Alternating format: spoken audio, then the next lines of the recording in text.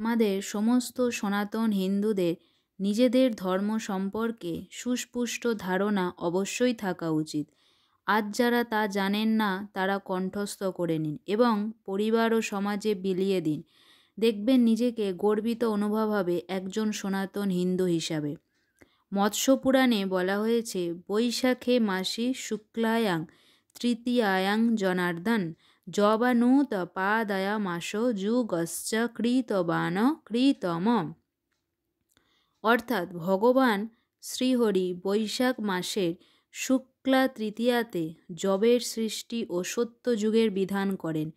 এখন আমাদের জানতে হবে যুগ কয়টি ও কি কি এবং তাদের আয়ুই বা কত। যুগ চারটি: সত্য, ক্রেতা, দাপর ও কলিযুগের আয়ু। সত্যযুগ 17,24,000 বছর, ক্রেতা যুগ 12,96,000 বছর, দাপর যুগ 8,64,000 বছর, কলিযুগ 4,32,000 বছর। বর্তমানে কলিযুগের 5,000 বছরের কিছু অধিক সময় অতিক্রান্ত হয়েছে। এখনও প্রায় 4,27,000 বছর অবশিষ্ট আছে কলিযুগের আয়ু যত বাড়তে থাকবে ততই বর্ণাশ্রম প্রথা ধ্বংস হতে থাকবে। সুযোগ্য ব্যক্তির অভাব এবং ধর্মের মর্যাদা নাশ হবে। স্বৈরাচারিতা একেবারে চরম সীমায় পৌঁছে যাবে। কলিযুগের কিছু সময় অবশিষ্ট থাকতে ভগবান কল্কি অবতার রূপে জন্মগ্রহণ করবেন এবং দুষ্টের দমন ও শিষ্টের পালনের মাধ্যমে আবার সত্যযুগের সূচনা করবেন। যুগ কখন শুরু হয় জানতে হলে বিশ্ব ব্রহ্মাণ্ড সৃষ্টি কখন এবং কিভাবে হয় তা প্রথমে জানতে হবে। পরমেশ্বর ভগবান সৃষ্টি কাজের জন্য তিনি ব্রহ্মাকে নিযুক্ত করেন। সৃষ্টি কার্যের শুরু হয় কল্প এর মাধ্যমে। কল্প কি?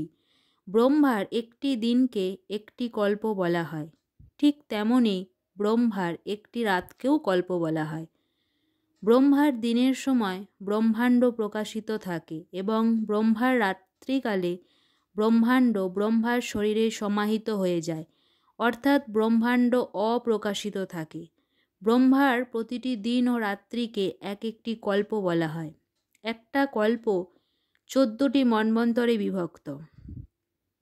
2টি মন্বন্তরের মধ্যে যে শূন্যস্থান, ওই সময় ব্রহ্মাণ্ড পুনরায় প্রকাশিত হয়। প্রতিটি মন্বন্তরে একজন মনু সৃষ্টি হয়ে থাকেন, তাকেই মানবজাতির জনক বলা হয়। বর্তমানে আমরা এই কল্পের 7ম মন্বন্তরে রয়েছি। বর্তমানে এই মন্বন্তর বৈবশত মনু নামে পরিচিত।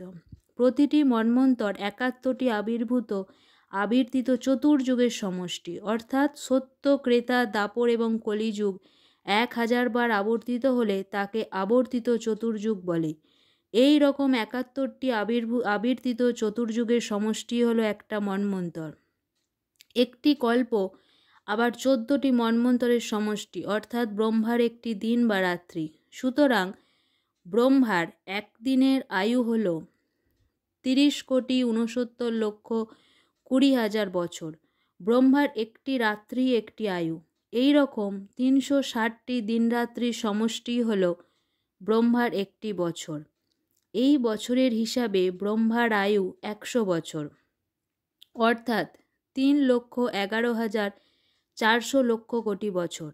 ব্রহ্মার 100 বছর পূর্ণ হওয়ার সাথেই মহাপ্রলয়ের মাধ্যমে ব্রহ্মাণ্ড ধ্বংস হয় এবং এর পরে পরমেশ্বর ভগবান নতুন ব্রহ্মার নিয়োগের মাধ্যমে আবার সৃষ্টি কার্য করেন।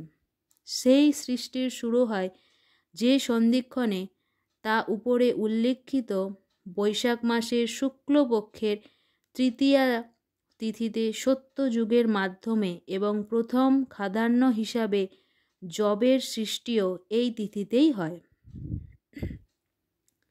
যেহেতু এই তিথিতেই সত্যযুগের শুরু এবং ক্ষুধা নিবারণের প্রথম শস্যরূপে যবের সৃষ্টি হয় এবং এই তিথিতে যা কিছু করা হয় তা সবই অক্ষয় পুণ্যফল প্রদান করে, তাই আমরা এটিকে অক্ষয় তৃতীয়া নামে অক্ষয় তৃতীয়া বলে থাকি এবং এটা অক্ষয় তৃতীয়া নামে খ্যাত। আমাদের মনে রাখা উচিত 3 প্রকারের প্রলয় সৃষ্টির সাথে সম্পর্কিত। 2টি মন্বন্তরের মধ্যে যে ব্যবধান সেটি একটি আংশিক প্রলয় এবং একটি নতুন মনুর উদ্ভবের মাধ্যমে আবার ব্রহ্মাণ্ড সক্রিয় হয়ে ওঠে। ব্রহ্মার প্রতিটি দিনের শেষে নিদ্রা যাওয়ার সাথেই ব্রহ্মাণ্ড তার দেহে সমাহিত হয়ে যায়। এটি একটি প্রলয়। ব্রহ্মার নিদ্রাভঙ্গ হওয়ার সাথে সাথে আবার ব্রহ্মাণ্ড সক্রিয় হয়ে ওঠে। ব্রহ্মার 100 বছর আয়ু পূর্ণ হলে তার মৃত্যুর সাথে সাথে সমগ্র ব্রহ্মাণ্ড একেবারে ধ্বংসপ্রাপ্ত হয়ে যায়। এটিকে মহাপ্রলয় বলা হয়।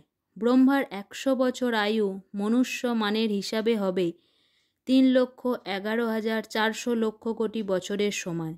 এই সময় পূর্ণ হলেই মহাপ্রলয়ের মাধ্যমে সব ধ্বংস হয়ে যাবে এবং তারপর ভগবান নতুন ব্রহ্মাকে নিযুক্ত করে পুনরায় সৃষ্টি কার্য শুরু করবেন এবং কিভাবে সেই সৃষ্টি চলতে থাকবে তা আগে উল্লেখ করা হয়েছে।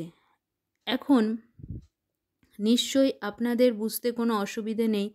আপনারা নিশ্চয়ই বুঝতে পেরেছেন সনাতন হিন্দু ধর্মকে আমরা শাশ্বত বা নিত্য ধর্ম কেন বলে থাকি, যে ধর্মের কোনো বিনাশ বা ধ্বংস নেই। প্রলয়গুলির মাধ্যমে সনাতন হিন্দু ধর্ম আবার নতুন করে প্রকাশিত হতে থাকে। হরে কৃষ্ণ কৃষ্ণ কৃষ্ণ হরে হরে, হরে রাম রাম রাম হরে হরে। নমস্কার।